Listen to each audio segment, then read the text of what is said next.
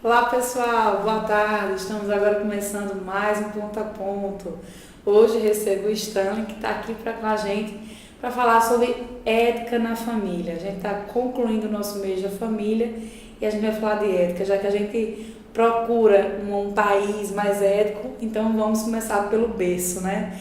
Então vamos entender melhor. Então sejam todos muito bem-vindos, vocês, nossos amigos da Rede Amigo Espírita, que podem interagir com a gente aí pelo chat. O Carlos já está aí no chat para conversar com vocês. E os amigos da TV7 de Campina Grande, que também tem o nosso WhatsApp para interagir com a gente. O celular está aqui do meu lado, só mandar as interações de vocês, que a gente vai participar aqui todo mundo junto dessa grande conversa. Então, seja muito bem-vindo. Muito obrigado, Giane. É um prazer extraordinário a oportunidade que me é concedida. Estou consciente da responsabilidade emanada das minhas palavras. E aqui estou com o objetivo tão somente de contribuir para que essa discussão suscite reflexões profundas no âmbito do seio familiar. Maravilha, então vamos começar. Eu queria que você nos explicasse qual a importância dessa família, desse órgão, do lar, né, na construção do ser humano. A família, por mais que existam modificações, contextos diferenciados, mas a família é sempre muito importante. Mas com relação à construção do ser humano, qual é o seu papel? Indubitavelmente, todo esse quadro de dificuldades que estamos a vislumbrar, sobretudo em nosso país, passa necessariamente pela reflexão do significado da família, no âmbito da construção desse ser humano. Partimos, é claro, na nossa conversa, da compreensão de que o contexto espírita tem por fundamento a conservação da unidade do ser, ou seja, nós temos um começo, temos uma história no meio e teremos um fim. E nesse sentido, a família tem uma repercussão de reunião de seres, cujo propósito é a edificação destes de forma homogênea ou não. Por que homogênea ou não? Porque o Espiritismo concebe e nos traz com muita tranquilidade a certeza de que, antes de aqui chegarmos, já tínhamos esse contexto próprio, autônomo, porém, despidos deste corpo biológico. Nós temos um contexto de envoltório diferente, físico diferente, conservando o plano da consciência. Nesse sentido, ao nos reunirmos, o fazemos sob a égide de Jesus, de Deus, que, digamos, a supremacia que exerce sobre todo o orbe, conhece as nossas necessidades, os nossos merecimentos, com um único objetivo, de que através dessas necessidades e merecimentos reunidos ao lado desses companheiros, possamos construir valores de forma a substituir os vícios passados pelas virtudes do presente, cujas consequências serão efeitos no futuro. Efeitos positivos, sem dúvida. Então, nesse sentido, partindo para o âmbito do lar, eu gostaria de começar diferenciando a casa do lar. Muito se confunde hoje, sobretudo pelo apelo da sociedade consumista, de que o lar se edifica nas paredes. E isso não é uma verdade. O lar se edifica no íntimo da criatura humana. E é justamente na permuta desses valores entre pais e filhos, nessa relação de hierarquia sim, mas não de tirania. Hierarquia no sentido de coordenar, de amparar, de orientar aquele ser que está numa idade menor que a sua para a conquista de valores maiores. Este sim é o ponto nodal, é o ponto fundamental que distingue a construção do lar de uma casa. Então, o que a sociedade hoje contempla são casas belíssimas, porém com lares empobrecidos pela não compreensão dos objetivos que fazem com que esse ser se reúna em relação com outros seres de forma a progredir sempre. Então, eu creio que a importância da família na construção do ser é justamente a permuta desses valores, porque nós sabemos, no contexto científico, que as palavras podem convencer, mas, sem sombra de dúvidas, apenas os exemplos arrastarão. E aí cabem aos pais compreenderem isso, exemplificando através de conduta que esteja permeada por valores morais edificantes, de forma a influenciar na construção desse ser pequenino que com ele caminhará. E como despertar na criança esse sentimento ético, né? Às vezes nos vem a dúvida quando muito pequeno, se tem um real entendimento, mas de que forma, de que maneira a gente pode começar a construir essa ética na criança? Bom, nós percebemos que os estágios de comunicação passam necessariamente pela compreensão daquele ser. Não se há de crer por factível que um diálogo com construções teóricas bem elaboradas possa ser absorvido. Mas, assim como a interação do ser para com o animal prescinde de comunicação, o simples sentir e doar já é um modo de começar e encetar esses atos com o objetivo de travar essa comunicação que deve se perenizar na construção desse lar. E nesse sentido, essa permuta de gestos amorosos, cuidadosos, faz com que aqueles seres comecem a se aproximar até o momento em que esta semente possa ser plantada com contextos teóricos, com contextos que despertem a elaboração do próprio ser.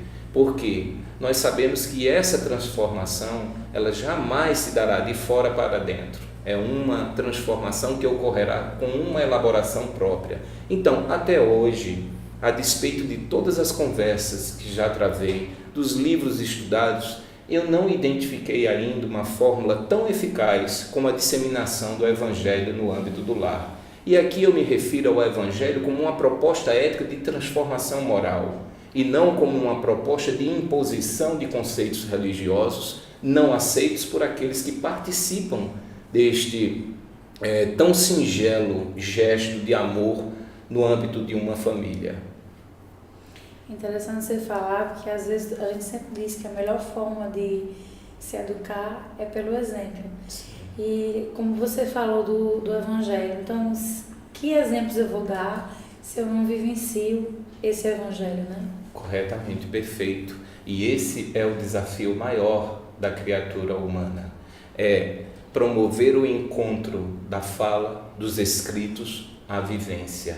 Então, eu não posso falar de amor se eu não amo, mas eu posso falar de amor numa perspectiva de alcançá-lo, reconhecendo os meus equívocos e, sobretudo, a minha incapacidade em vivenciá-lo. Já é um estágio evolutivo.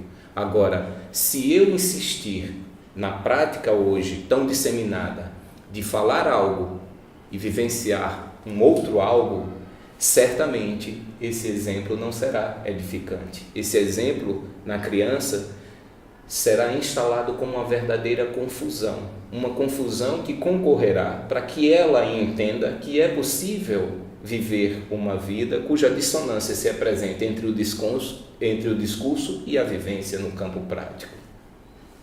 E aí, em que momento começa a despertar essa necessidade de construir os valores éticos?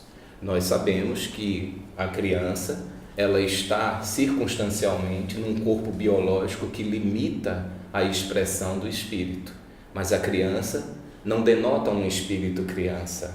O espírito que habita aquele corpo, digamos assim, habitar no sentido para ficar mais evidenciado a posse daquele envoltório, ele tem uma história pregressa, ele tem um cabedal de informações, ele tem uma herança que traz consigo, sobretudo no campo do sentimento, porque você pode até passar pela vida sem estudar, sem ensinar, mas você não passa pela vida sem sentir.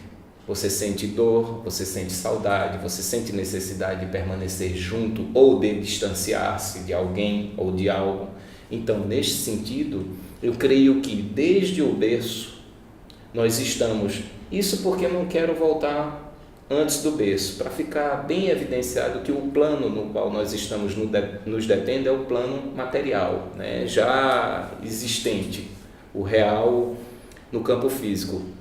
Então eu creio que todas aquelas emanações, aqueles gestos de cuidados já são o início dessa jornada. Agora, no que concerne a disseminar valores no âmbito teórico, no âmbito da moral trazida à luz dos ensinamentos de Jesus, eu estou convicto que a participação da criança ali já na fase dos 4, 5 anos ela é muito bem-vinda, até porque nós sabemos que gradativamente o espírito caminha para retomar a sua autonomia pretérita, e isso ocorre numa idade lamentavelmente colocada como aborrecente, porque não pode ser tratado dessa forma. O que existe ali é o encontro dele com ele mesmo, e se estes valores até aí não tiverem alcançado sementes suficientes para germinar reflexões nessa vida futura, certamente o comportamento será evidenciado por problemas não só para ele, mas também para os pais. A gente observando, sempre que a gente faz perguntas com relação a essa questão do tempo correto para que as crianças... Eu acho que a melhor comparação que a gente pode fazer é daquela frase, né, que a natureza não dá saltos. Então, nós como seres dessa natureza divina, né, a gente também não... As nossas transformações também não dão salto. Então, a gente vem dentro desse processo, né, totalmente abertos para uma nova vida, nova existência, novos valores que nós precisamos receber para desempenhar bem. Depois nos é dada realmente a possibilidade de escolher o que já temos conosco e o que nós recebemos. Né? Então, acho que é por aí, né? Perfeito. E neste sentido, a idade cronológica ela é apenas um referencial, porque nós sabemos que existem espíritos que despertam muito mais cedo. Nós temos, por exemplo, no campo da arte, nós temos um garoto paraibano, que é o Sibelius Donato Tenório, que aos 3 anos e 11 meses não andava, não falava, não engatinhava, e de repente foi ao piano e executou de forma paradoxal uma música de Luiz Gonzaga e uma obra de Mozart.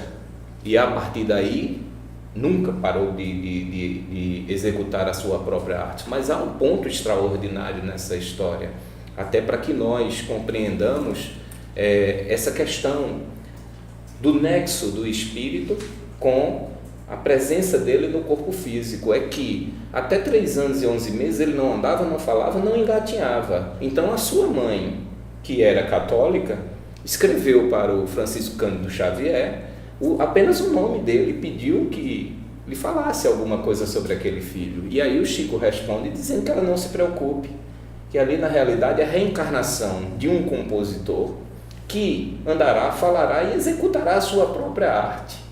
Então veja, isso na década de 70, num contexto cuja comunicação era de uma dificuldade extraordinária, até para se ter um telefone era um símbolo, era um status de riqueza. Então, o que eu quero dizer com isso é que não estabeleçamos marcos teóricos com o objetivo de dizer, olha, tem que ser agora. Não, é preciso que os pais conheçam os filhos, porque os desafios nascem justamente desse conhecimento.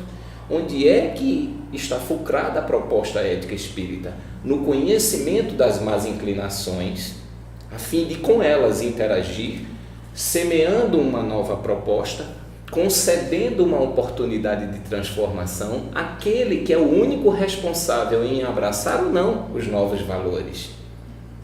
Aos pais cabem essa missão. Hoje, o grande equívoco é acreditar que o pai é capaz de mudar um filho. Não existe. É impossível. Um pai pode facilitar essa transformação, mas mudar jamais. E aí nós nos deparamos com paradoxos interessantes. Por exemplo, lares espíritas com 3, 4 filhos, um dos quais absolutamente distante dos valores espíritas, distante da participação em eventos como o Evangelho no Lar, Ora, e é este ser diferente que deve ser execrado por tal comportamento? Ou será que não é este ser, por estar diferente, que reclama a reflexão, inclusive dos pais que estão ali, na compreensão de que a humildade é o gesto maior da criatura humana? Então, quando alguém acredita dispor de meios de transformar outrem, a humildade certamente está distante dele. Às vezes por puerilidade, às vezes por ignorância, mas certamente está instalado um contexto no qual a humildade não está presente. Acho que, dando sequência aqui, temos uma pergunta que diz o seguinte: qual a consequência espiritual para aquele que abandona a educação dos filhos, priorizando seus prazeres, ou seja, alguém que esquece que precisa educar os filhos? Esta é uma tragédia usualmente verificada. Nós estamos falando de crianças como se o adulto estivesse emancipado e também não fosse uma criança. E no adulto nós identificamos também os equívocos inerentes a uma criança, como, por exemplo, por qual razão eu assumo um matrimônio com uma perspectiva de planejar uma família espontaneamente, eu estou falando voluntariamente, e em seguida me descubro despido de sentimento em relação não só ao cônjuge, mas em relação ao filho, e resolvo adotar uma vida, retomar uma vida como se solteiro fosse. O que é que faz com que o ser pense e passe a agir assim, senão o vazio existencial? Daí a importância de nos remetermos ao que falamos no início.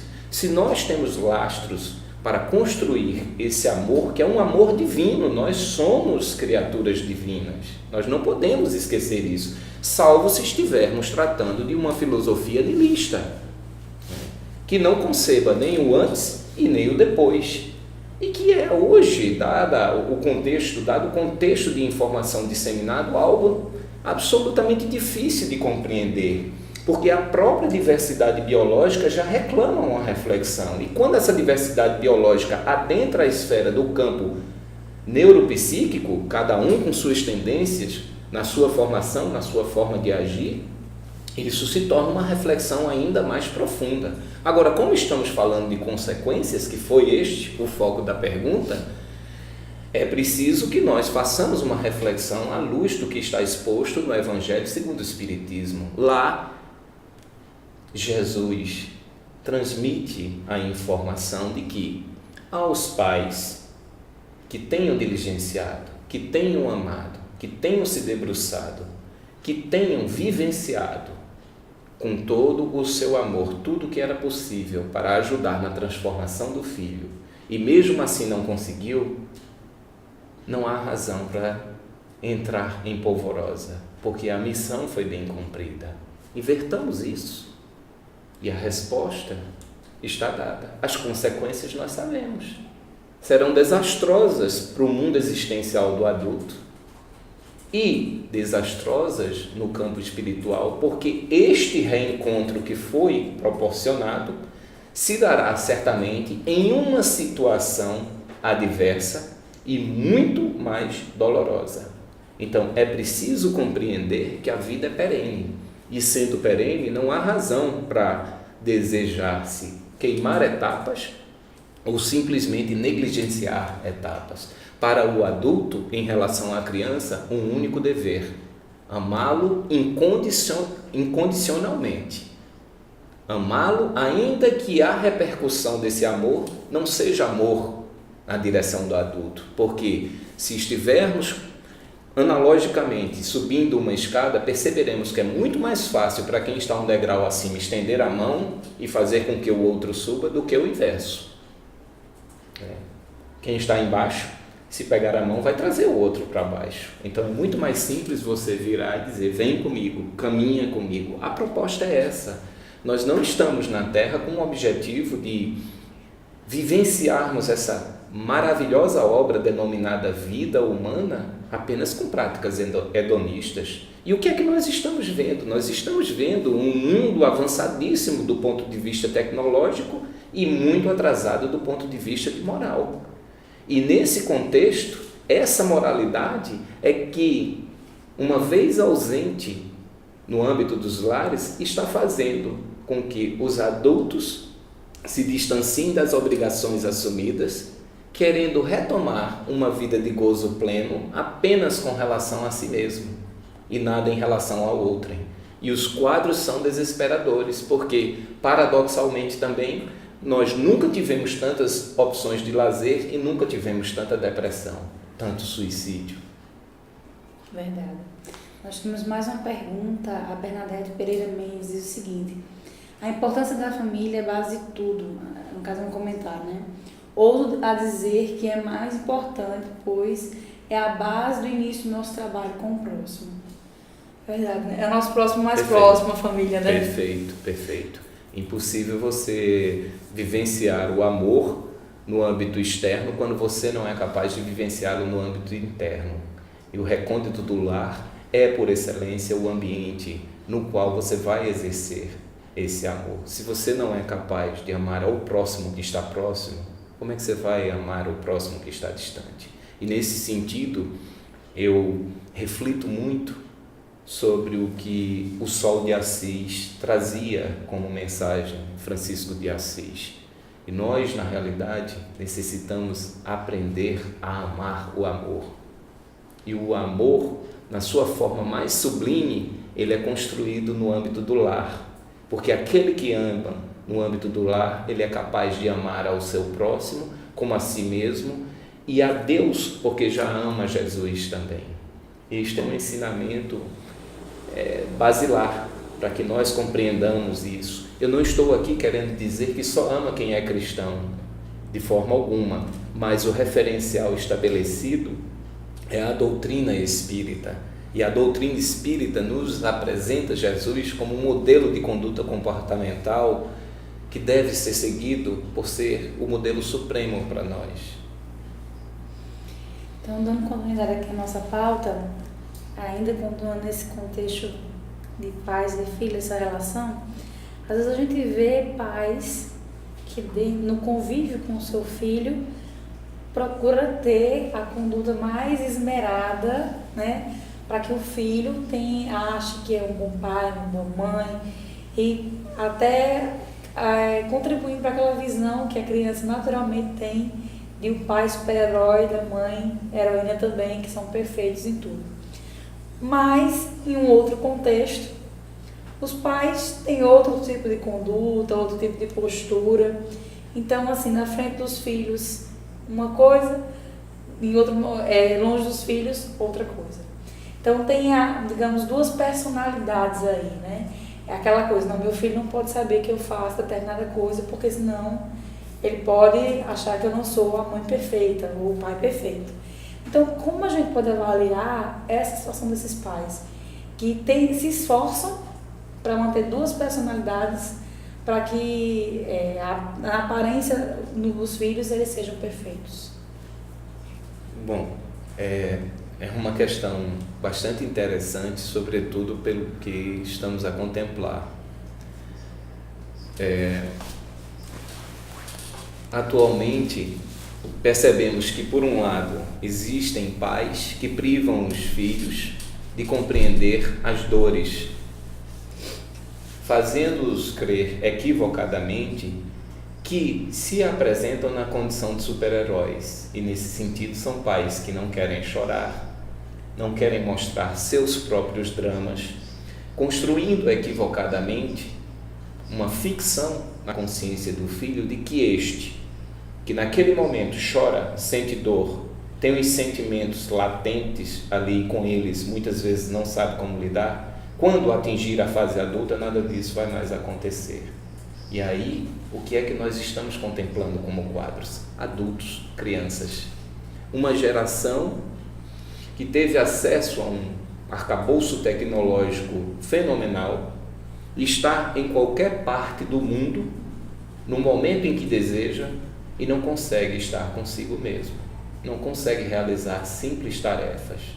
Há um grande equívoco em todo e qualquer ato humano que tenha por objetivo impedir o conhecimento de si mesmo como a pessoa é de fato.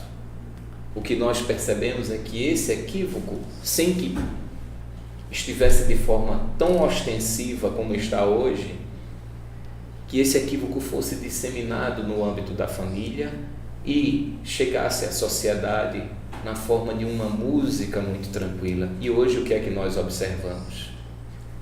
A dissonância entre o discurso e a vivência. E se antes a preocupação era não deixar o filho saber que eu, enquanto pai, sentia dor, hoje é tentar não fazer com que o filho perceba que, além de sentir dor, eu tenho a prática ilícita como algo usual na minha vida. Então, eu sou aquele pai excelente dentro de casa, mas sou aquele homem que lá fora, ao encontrar o primeiro obstáculo que se interponha com o objetivo de não permitir que eu realize o meu próprio desejo, não titubeia e tira o obstáculo do caminho na forma como lhe aprouver. Então, o que é que nós temos de consequência? Nós temos hoje uma violência disseminada de forma absolutamente natural. Nós estamos convivendo com essa violência acreditando que é assim, com propostas absolutamente equivocadas num país que passa a sua maior crise moral. Porque não é crível que nós imputemos a responsabilidade pelos delitos àqueles que sequer estão com sua consciência desperta. E não em vão nós tivemos há pouco tempo, como tema de maior relevo nesse país, uma proposta para a redução da maioridade penal. Mas o que é que nós, enquanto pais, estamos fazendo com esses jovens? Nós estamos conferindo oportunidade para que eles reflitam e transformem as suas vidas? Ou nós estamos apenas naquele contexto de predominância do ego, saciando as nossas vontades e esquecendo o dever que foi assumido voluntariamente? Esse é um grande equívoco. Então, claro, também não é crível que um pai vá se dirigir a uma criança nos seus 5, 6, 7 anos de idade e apresentar um tratado de dramas vivenciado por ele. Isso vai gerar um trauma nessa criança. Mas, gradativamente, nós temos que interagir com esses filhos, com essas crianças, mostrando, sobretudo, que a vida é feita de realidade e não de fantasia. E, nesse sentido, o clamor imediato é o distanciamento dessa prática equivocada consumista que está consumindo a própria sociedade como consequência do consumo que já operou nas famílias. Ainda dentro desse contexto, tem outra pergunta aqui, que é o que é quando a máscara cai, né? Como a gente usa usualmente. Quando o filho percebe que o pai e a mãe não são aqueles heróis, né, que cometem erros, como você mesmo exemplificou, que tem dor, que chora, né, que se equivoca. Mas e aí? Como fazer para a gente recuperar essa confiança perdida, né? Essa credibilidade que não existe mais? Sim, nada melhor do que o exercício da humildade. E nós sabemos que para construir podemos levar uma vida, para destruir apenas alguns milésimos de segundos. Então, quando essa tragédia se apresenta, a proposta imediata a refletir é a pedagogia de Jesus. Levanta-te dos próprios escombros, renova as ideias e segue. A proposta de Jesus é extraordinária. Por quê? Porque em todos os momentos em que identificou o comportamento no seio social que era tido como grave, ele não se juntou à multidão para condenar, mas pelo contrário, apresentou-se como defensor não de si mesmo, porque jamais advogou em causa própria, mas sempre em relação ao seu próximo. E suscitava reflexão, dizendo, por exemplo, atire a primeira pedra quem não tem pecado. Mas ao término, com o esvaziamento da multidão, vinha a pedagogia do ressurgimento dos escombros. Vai e não pequeis mais. Então a proposta é essa: sejamos humildes e compreendamos que na condição humana a única coisa que nos existe que existe no nosso contexto como certo é a falibilidade. Nós somos projetos inacabados, como tão bem disse o pedagogo Paulo Freire. O ser humano é um projeto inacabado e nessa condição ele tem que estar se construindo permanentemente e não adentrar a esfera do desculpismo, como bem pontificou André Luiz em Missionários da Luz, quando diz: existe uma certa idade na qual as pessoas dizem para si: não, isso para mim ainda não é o momento porque eu sou jovem. E chega um outro momento que ele diz: não é mais para mim porque eu sou velho, já não há mais tempo para modificar. Bom, se nós observarmos a ótica disseminada pelo Espiritismo, essa esperança ela é renovada a cada dia, porque nós sabemos que nós temos um tempo cronológico no corpo biológico, mas esse tempo não existe para o espírito, despido desse envoltório físico. Então, neste sentido, a prática é: seja verdadeiro, não tema, porque sendo verdadeiro e apresentando as suas dores e reclamando o pedido do perdão, compreenda que isso leva um tempo para curar. Mas esse tempo é o tempo necessário para você compreender que, a partir daquele gesto humilde, você ressurgirá muito mais forte, muito mais presente no seio daquela criatura que naquele momento enxergou você de forma diferente. E não ouvide jamais que nós não temos a capacidade para realizar julgamentos sobre pessoas. Nós temos a capacidade para realizar julgamentos sobre fatos e extrair destes exemplos que possam concorrer a esse processo de substituição de vício por virtude. Então, torne-se um pai virtuoso, uma mãe virtuosa a partir daquele momento. Não espere retribuição imediata. Não haja como a criança que realiza algo esperando uma retribuição no campo imediato, mas caminhe de forma serena, compreendendo que aquilo é um marco na sua vida, porque a partir daquele momento você se abraça a uma verdade da qual se distanciou no pretérito e consequentemente dela não mais se afastará. A gente tem um comentário aqui da Rosângela Araújo, que diz o seguinte: esses pais estão enganando a si próprios. Esses pais estão enganando a si próprios. Com certeza, perfeito. E a Bernadette Pereira diz o seguinte também: tudo começa em nosso lar. Exemplo, amor, companheirismo, e com tudo isso ainda corremos riscos. E ela faz a pergunta: o fato é a filha cresceu sem diálogo por conta por sorte dela mesmo, e agora se diz lésbica aos 16 anos, e a mãe caiu em si. Aí está perguntando o que faltou, será que poderia ser diferente? Então aí para resumir aqui o contexto da pergunta, no caso, a filha que nasceu num lar onde não existia um diálogo. Sim. E aos 16 anos assumiu a condição lésbica, e aí a mãe ficou preocupada, perguntando o que poderia ter feito diferente. E aí ela pergunta aí se poderia ter sido feito algo diferente. Bom, nós, com todo o respeito às compreensões existentes, esse é um dos temas polêmicos no nosso meio social em virtude da não compreensão do que significa uma prática dessa natureza. Isso é uma opção eminentemente da própria criatura. Nós sabemos que nesse contexto, como bem evidenciamos antes, o espírito, ao adentrar o corpo, ao adentrar a vida na Terra, ele traz consigo toda a herança dele, né? E uma opção sexual não denota inferioridade ou superioridade, mas é uma opção. E neste sentido nós nos questionamos: por que imediatamente adotar uma postura que reverte essa visão em termos de julgamento, como se aquilo fosse um ato cuja responsabilidade fosse nossa? Essa é a primeira questão. Nós devemos submeter à reflexão: o homossexualismo é um mal? Se fosse um mal, por que existe no seio humano? Eu não vejo por essa ótica. Não estou aqui a propagar que o homossexualismo seja uma busca, mas eu estou aqui a propagar o que acabei de falar, que nós precisamos aprender a amar o amor.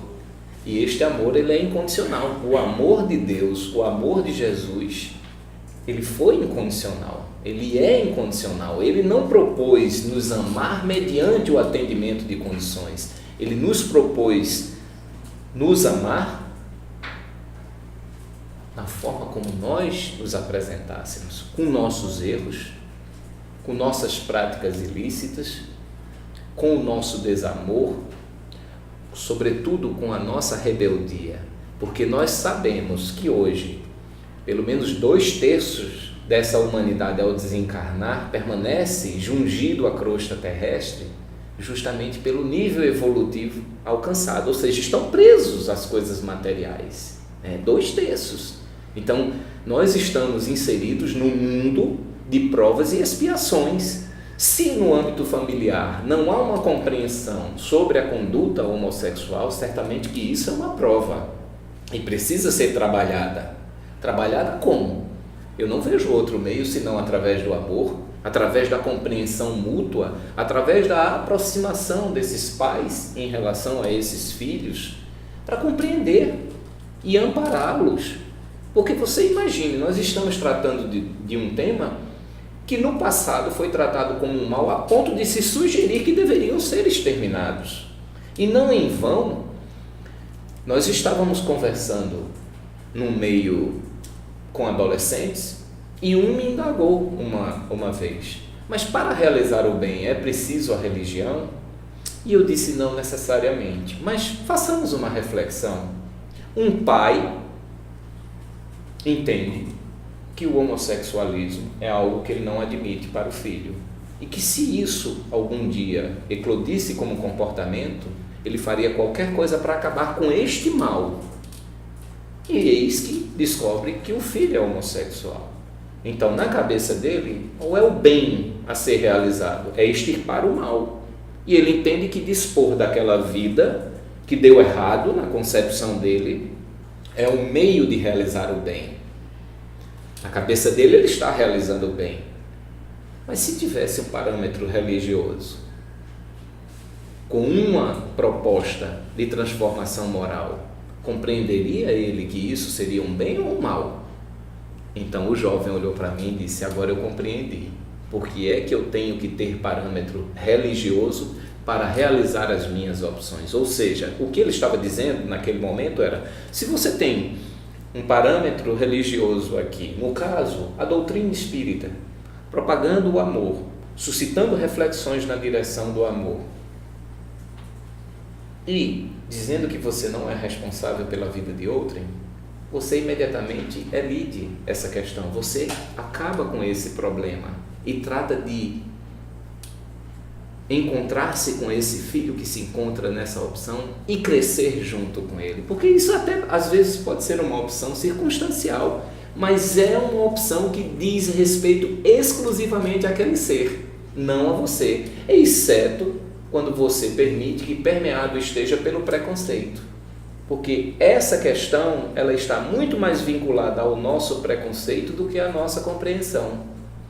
A proposta é: amai-vos uns aos outros como eu vos amei, e a Deus sobre todas as coisas. Então, ele nos amou e não disse que não amaria a quem fizesse uma opção de homossexualidade. Essa proposta não existe, porque ela pertence ao recôndito do próprio ser humano. Então, eu observo por esse viés. Eu não vejo culpa nisso aí, e certamente a única coisa que a gente pode dizer é: se não deu para realizar algo e este algo gerou um complexo de culpa neste momento, então que este complexo de culpa seja trabalhado daqui para frente. Sem amor é impossível de acontecer.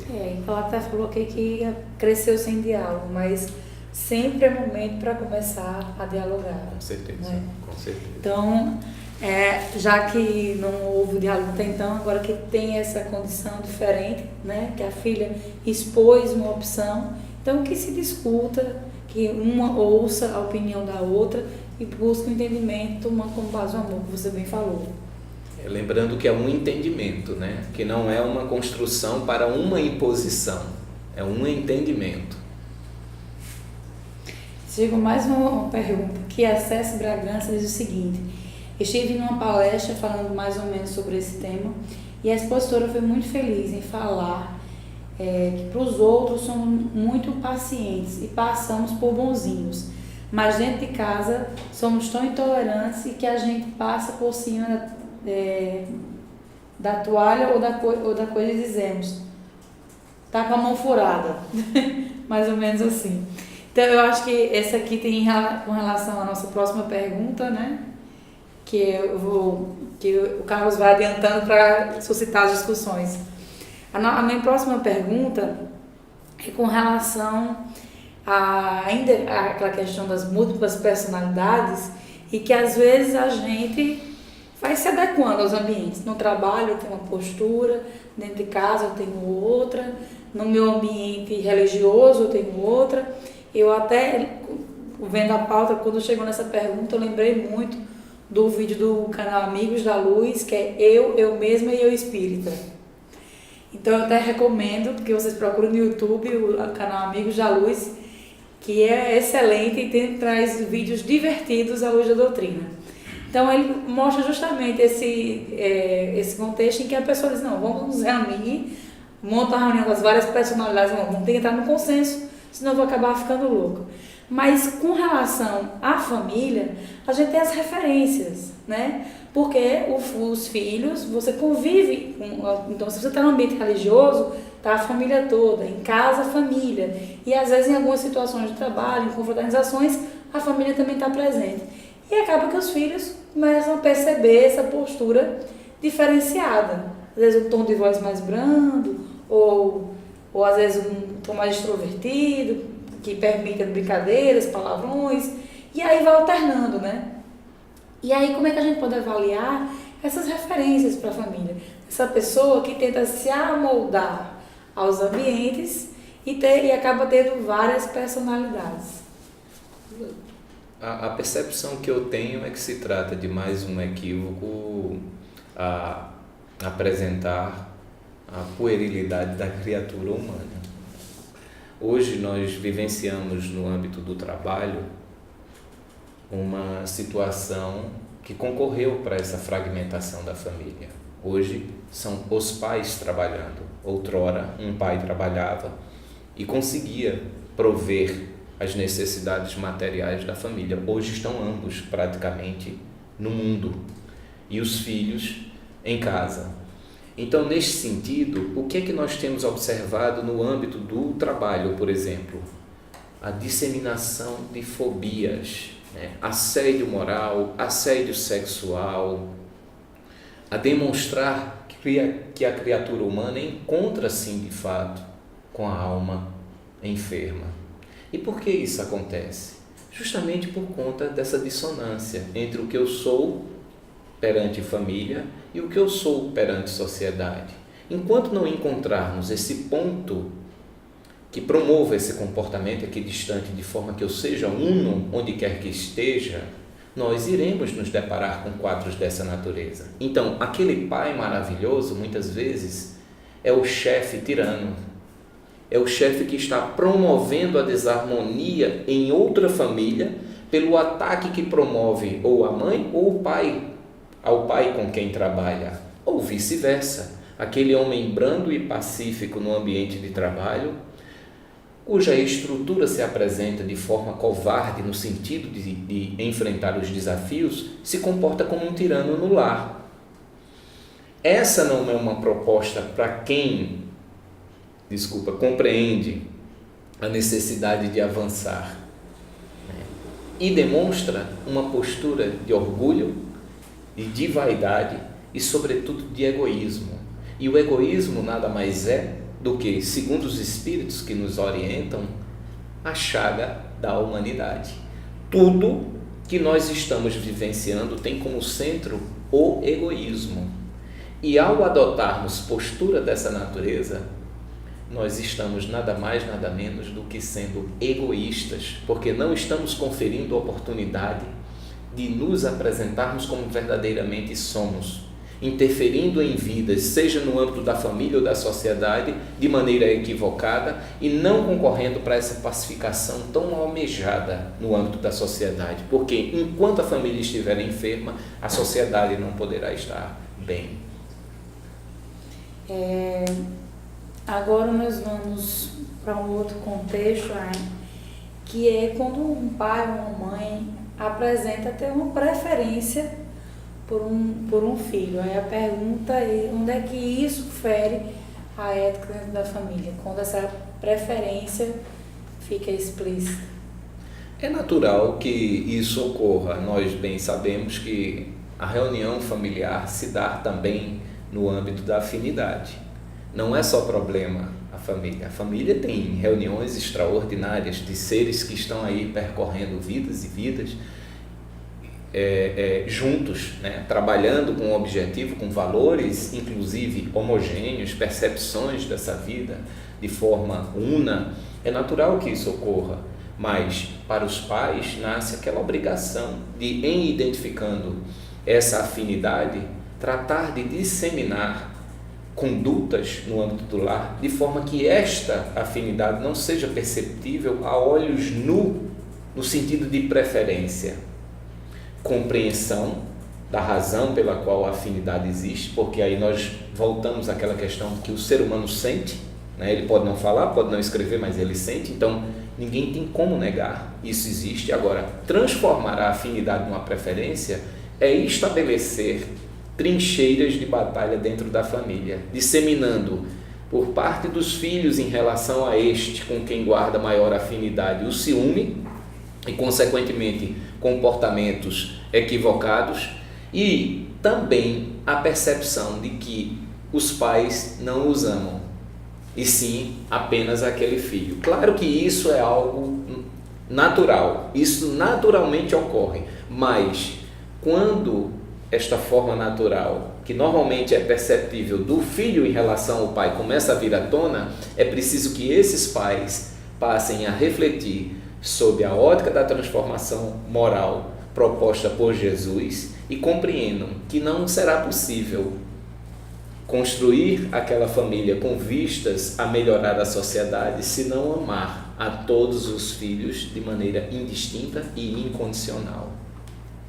A Bernadette nos trouxe outra situação. Ela colocou o seguinte: uma filha onde o pai deu o melhor se apaixonou por um rapaz que já tem um filho. O pai proíbe o relacionamento, mesmo sabendo que a filha gosta muito do rapaz. E por respeito, ela deixa o namorado, né? E aí ela pergunta: o que dizer a esse pai? Bom, eu creio que para o pai a situação está resolvida, né? Agora o problema é o que dizer para essa filha que vai carregar consigo este conflito, né? E talvez não consiga sequer resolvê-lo no decurso do seu caminhar, né? Aquela semente permaneça ali a reclamar aquela relação. Nós sabemos que, em tese, pelo menos do ponto de vista imediato, os pais desejam o melhor para os seus filhos.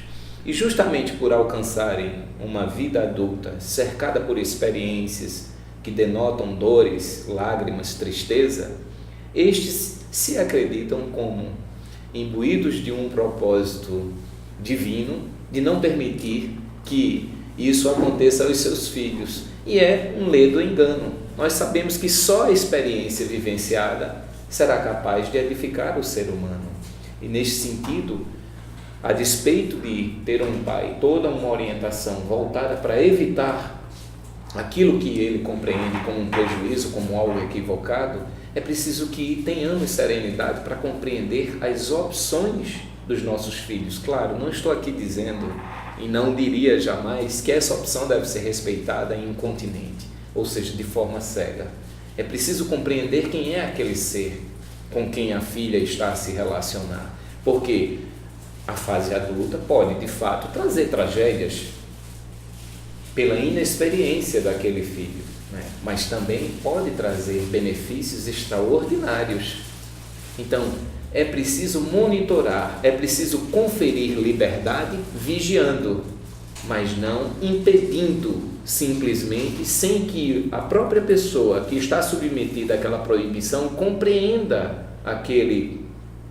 aquela experiência como desnecessária para si, porquanto circundada por dores, né, cujo objetivo é tão somente ser evitadas pelos pais.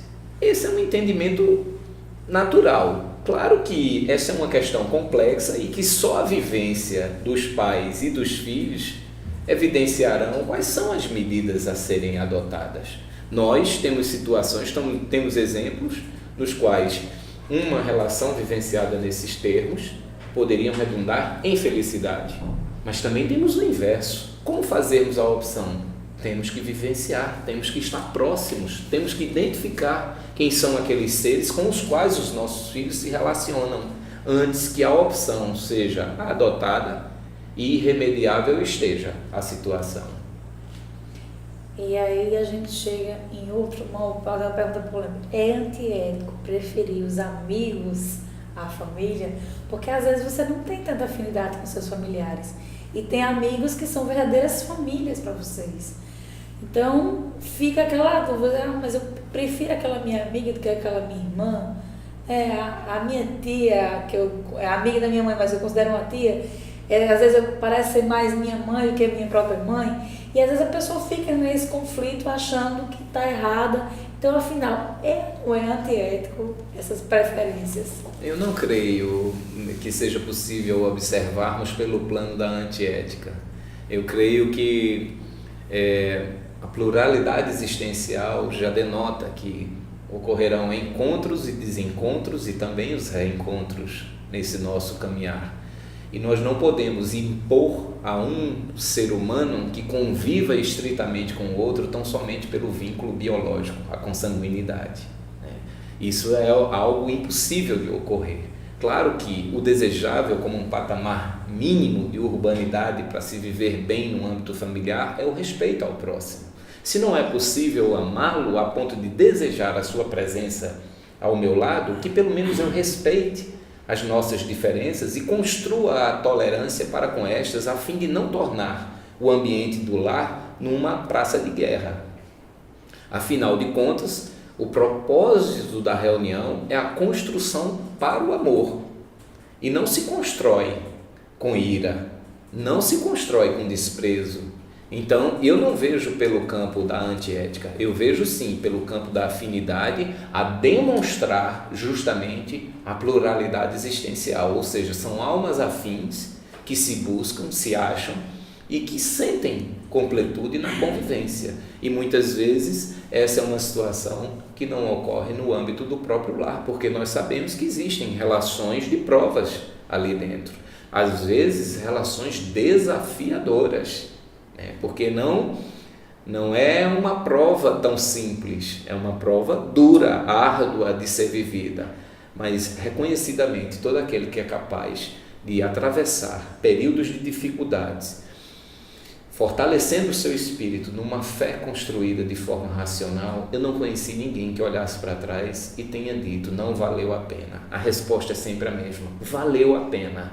Então nós temos que compreender essas diferenças, compreender a razão da existência da simpatia, da afinidade ou não, do distanciamento, até porque repulsão é uma lei da física também. Agora, nós não podemos adotar esse comportamento identificado como fundamento para nos comportarmos de forma egoísta, ou seja, nos distanciando daquele por não guardarmos a afinidade. Afinal de contas, o desafio maior aí é construa a afinidade a partir de agora. Se não é possível no todo, construa em percentuais gradativamente, porque como você bem falou, a natureza não dá saltos. Por qual razão nos apressar? É preciso refletir, agora é preciso viver. O que nos falta hoje é viver. Nós já não conseguimos andar a pé, nós não conseguimos caminhar em praças, nós estamos revestidos por um manto de medo, e este medo adentrou o lar. Este medo está fazendo com que cada um fique no seu próprio quarto, vinculado a uma televisão, cuja proposta é absolutamente equivocada. O que nós temos hoje na televisão de forma construtiva, eu não consigo elaborar programas que eu possa aqui apresentá-los e dizer, este é um programa que todos os dias está disponibilizado na televisão da minha casa e que eu entendo que meus filhos devem assistir. Se é jornal, é violência, tragédia o tempo todo. Se são novelas, são retratos de fatos sociais sendo disseminados para pessoas indiscriminadamente. Então, o adulto e o adolescente e a criança têm acesso com a mesma facilidade a essa mensagem. Como processar isso na cabeça deles? Então, o que nós percebemos é que o domingo no parque entre pais e filhos não existe. Nós estamos carentes de vida. Esse é o nosso maior problema hoje. Como viver? Hoje os nossos filhos chegam e até enxergamos paradoxalmente a inversão da tirania que outrora era exercida pelos pais, hoje muitas vezes é exercida pelos filhos, que chegam condicionando, eu quero o celular tal, eu quero o carro tal. Viagem ao exterior hoje tornou-se uma coisa banal. E o endividamento dessa família, será que não traz repercussão para o relacionamento no âmbito desse lar? Este pai estressado, essa mãe estressada com tantas obrigações a cumprir em virtude do sonho que o filho tinha e que foi concretizado e que imediatamente se tornou pesadelo? Porque nós sabemos, é comum. O meu sonho é ir para a Disney. E quando chega, ao abraçar o pai e a mãe no aeroporto, e o pai pergunta, como foi sua viagem? Ela diz, papai, para o ano eu quero ir para a Europa. Como é possível viver desse jeito? E qual é a proposta veiculada pela TV? É justamente essa, que tudo é possível. Por quê? Porque as melhores imagens, tanto de seres como de lugares, estão ali na sua casa, graciosamente. E outra coisa, substituindo a sua ausência, porque enquanto você está laborando para cumprir tais obrigações, a televisão está tomando conta dos seus filhos. Então, muito cuidado, porque a televisão, a despeito de ser, em tese, um objeto que pode unir, sectariza de forma extraordinária a família. Basta que cada um tenha a sua própria televisão e este comportamento restará evidenciado. A gente está chegando ao finalzinho aqui, para a gente finalizar a nossa pauta. A última pergunta é, será que a gente não está deixando em falta a nossa ética com Deus? Porque, como você mesmo frisou várias vezes, Jesus nos disse, amar a Deus sobre todas as coisas e ao próximo como a ti mesmo.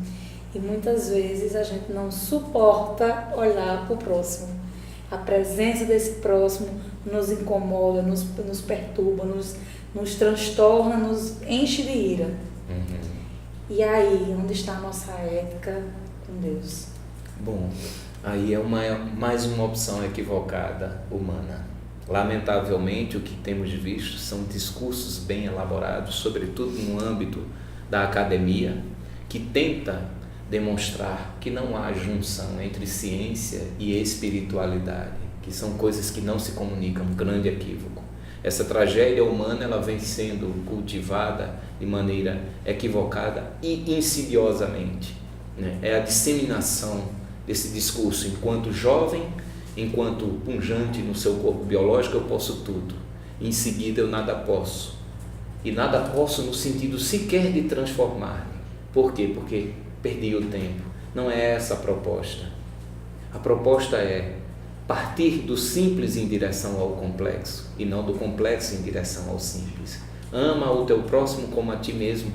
Proporciona realmente isso no âmbito do lar e dá um tempo de maturação para que possas verificar os efeitos. O problema é que nós estamos construindo sempre hipóteses e querendo colher efeitos imediatos, e isso não é possível. Os efeitos serão observados no decurso do tempo, sobretudo porque devemos, antes de mais nada, compreender que nós não temos filhos. Os filhos não nos pertencem. Os filhos são de Deus, como nós o somos. Nós somos gestores de condutas através de presentes divinos que nos são concedidos na forma de filhos, mas jamais possuímos os filhos. Quem possui os filhos são a sociedade. É a sociedade que está aguardando e dizendo, vem, contribui para que eu amanhã esteja melhor do que hoje, porque esta é a proposta existente na tua casa também. Então, nós desejamos que os nossos filhos sejam melhores amanhã do que o são hoje. E a sociedade assim também almeja. Por qual razão vamos denegar isso? Agora, é possível encontrar métodos através de uma ciência materialista? Não creio. Esse método está na compreensão desse discurso maravilhoso, extraordinário, que se perenizou ao redor do mundo por ter sido veiculado de forma simples. Porque Jesus não deixou nada escrito, porque sabia que a confusão seria grande, mas exemplificou.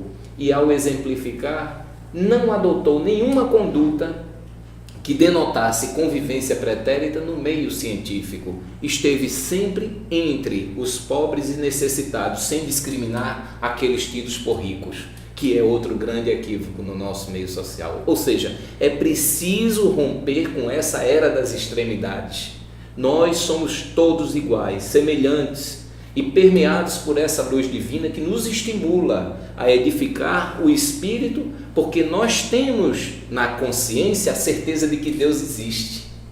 Alguns gostam de se apresentar de forma, digamos, bombástica, trazendo conceitos que tentam modificar essa percepção, mas ninguém pode evitar que a consciência fale com aquele que a detém. A consciência é o único meio de comunicação que acorda e dorme com você, porque você pode fazer a opção pelo equívoco, mas se a sua consciência tiver a percepção de que aquilo é equivocado, você vai dormir sabendo que cometeu o equívoco.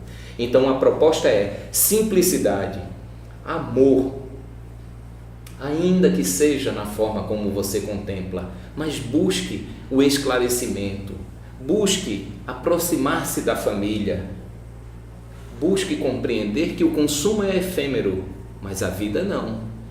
Busque compreender que sobre o tempo nenhum domínio temos, sobre a saúde muito menos, porque em um determinado instante podemos, tá aí um exemplo no âmbito desportista, no âmbito esportivo, no meio esportivo, o corredor tão aplaudido, Michael Schumacher, que sai com a família para esquiar e num tombo não tem a vida biológica mais normal que tinha, padece em um leito, creio que hoje no âmbito residencial, aguardando por uma melhora que possa ocorrer ou não. Ou seja, essa proposta do inusitado é o que se torna fascinante na vida do ser humano. Por quê? Porque faz com que você compreenda essa proposta ética familiar como o único dever a ser observado, porque o resto será a consequência desse dever bem desincumbido. Então, estamos terminando. Agradeço demais a sua participação no nosso programa. Mandar os abraços aqui para Cécia Bragança, Maria das Graças Alexandre, Bernadette Pereira Mendes e Patrícia Araújo, que participaram aqui conosco no nosso bate-papo. Agradecer a todos os amigos da TV7 também e convidá-los para estarem conosco próximo domingo em mais um Ponto a Ponto, onde receberemos Yara Machado para falar sobre a ditadura da beleza. Então, como nosso amigo bem falou, vamos construir uma família mais amorosa, que a gente possa realmente fazer reflexões sobre a nossa família e não pensar no que a gente deixou de fazer, mas sim no que a gente ainda pode fazer, no que a gente pode construir, na diferença que a gente pode ser uns nas vidas dos outros. Então, ficamos na paz de Deus e até domingo que vem.